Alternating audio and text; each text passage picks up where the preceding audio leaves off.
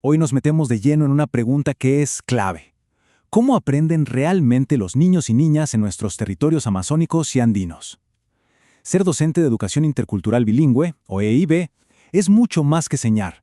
Es ser un puente entre mundos, un arquitecto en un aula donde el conocimiento no se impone, sino que se cultiva.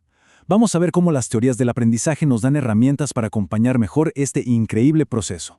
Para empezar, pensemos en esta imagen.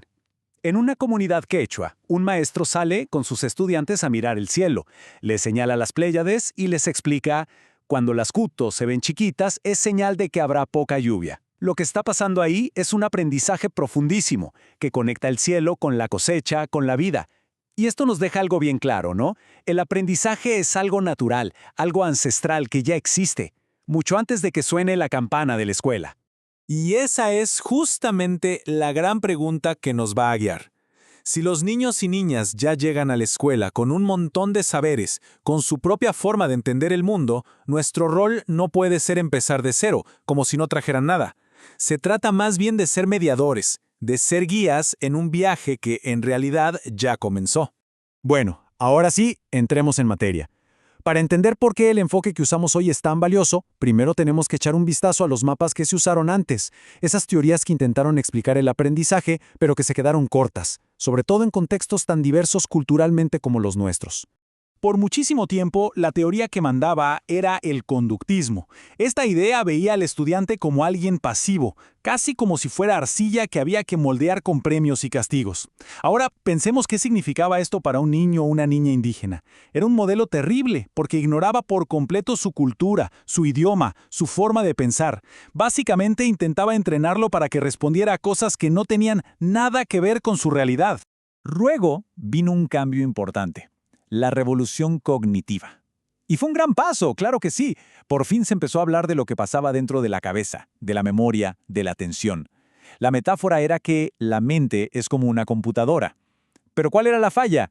Que daba por sentado que todas las computadoras funcionaban igualito, sin pensar que el software, o sea, la cultura, el contexto, cambia por completo la forma en que procesamos el mundo. Y aquí es donde la historia da un giro de 180 grados, porque el constructivismo no fue solo una teoría más en la lista, no, fue un cambio total de perspectiva, como encontrar una nueva brújula que nos enseñó que aprender no es recibir información y ya, es algo mucho más activo y personal. A ver, la idea central del constructivismo es súper potente. Dice que el conocimiento no es algo que está ahí afuera esperando que lo metamos en una cabeza vacía, para nada. La cosa es que cada persona construye activamente su propio conocimiento. Lo va armando pieza por pieza a partir de lo que ya sabe, de lo que vive y de cómo interactúa con todo lo que le rodea.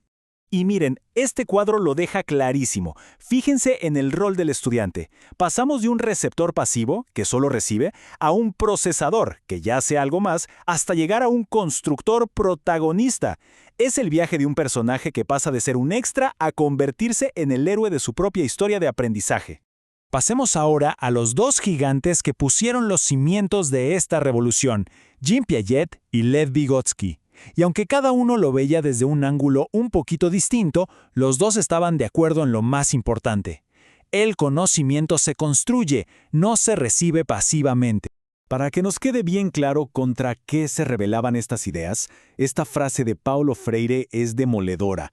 Él la llamó educación bancaria.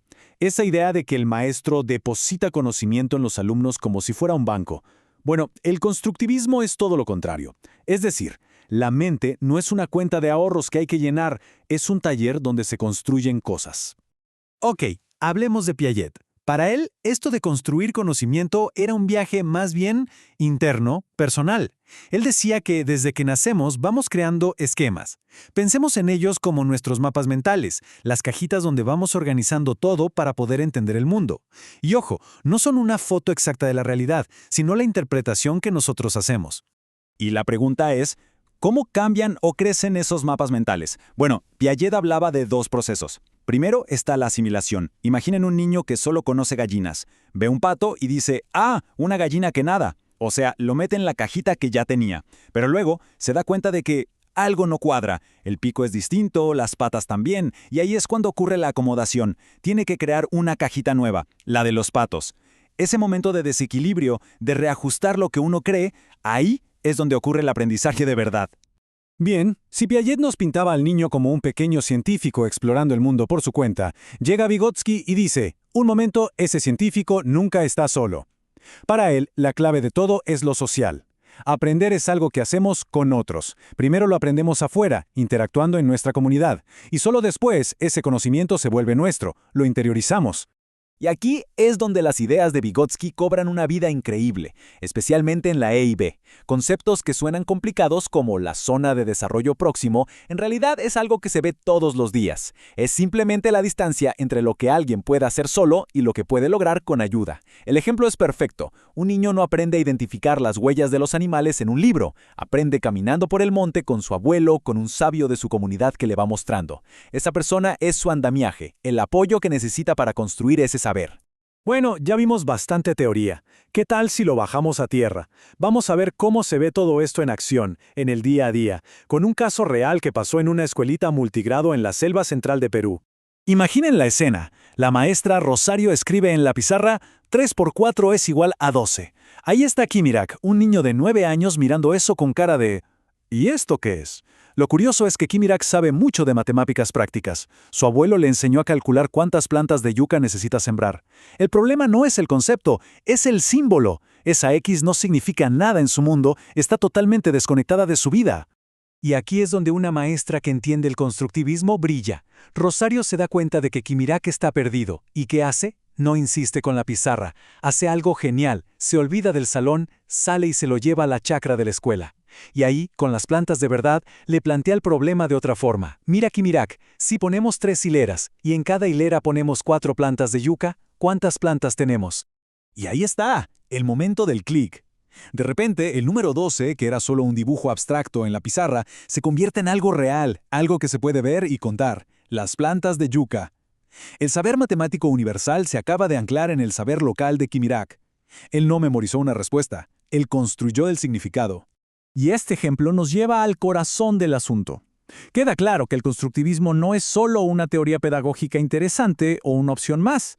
Para la educación intercultural bilingüe es, sencillamente, esencial.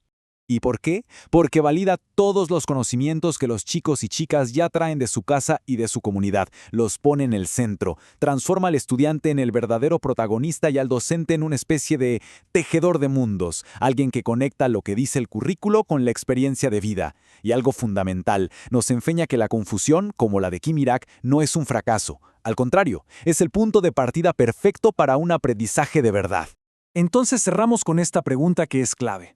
Claro que a veces hay una tensión entre el saber del currículo y el saber de la comunidad. Pero el gran desafío, y también lo más hermoso de la docencia EIB, es no ver esa tensión como un problema, sino como una oportunidad única. La oportunidad de construir puentes, de tejer saberes y de acompañar a formar personas que puedan dialogar con muchos mundos, pero siempre, siempre partiendo de sus propias raíces.